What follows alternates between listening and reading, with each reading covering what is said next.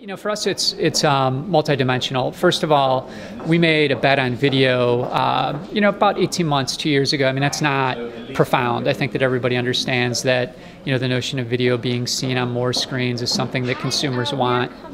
And people are going to follow the audience ultimately at the end of the day, whether it's the marketer or the content company. So in 2014, we did about 1.2 billion video views, which was a 50% growth year over year. And what we saw that was most interesting in the data is that 40% of that came from mobile, and the mobile audience is spending twice as long. So, the big bet, which is now obvious, is that we're going to go full steam on what's a mobile video experience, because we think that's going to be different, and it is different than web. I mean, when you go to a PC, you can have 4 or 5 different tiles. You can pick the video that you want to see.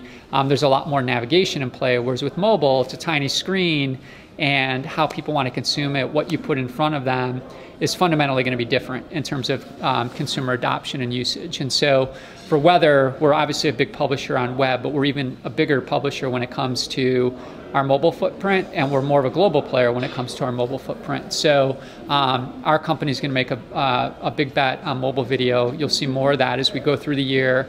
Like most companies, we're kind of in the throes of business planning, where we're going to make our investments, but that's certainly going to be one for us. When we think about that, to answer your question, part of it's our owned and operated content. Obviously, as a cable network, and as a full-blown digital publisher, we have a lot of our own content, with Neil Katz doing all kinds of different editorial views on, could be forest fires or how weather's impacting people's lives, or it could just be, hey, there's a storm and here's the video footage around it. But we're also reaching out to our local partners. So, Tribune being one, and obviously there's a bunch that are out there, but what we're working with them on is, how do you leverage our platform, which happens to be, over 100 million apps are out there on the mobile side, incredibly local at the end of the day with lots of scale. And so how do we partner with the local media companies where they've got great content and we've got a big platform, and find synergies that ultimately bring us together?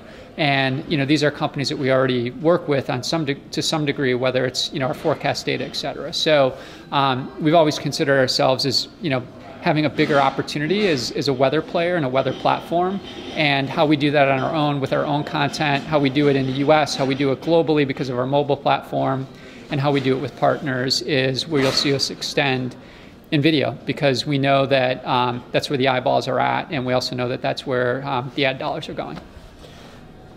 And Tribune, you're working with those guys. Tell us a little bit about that.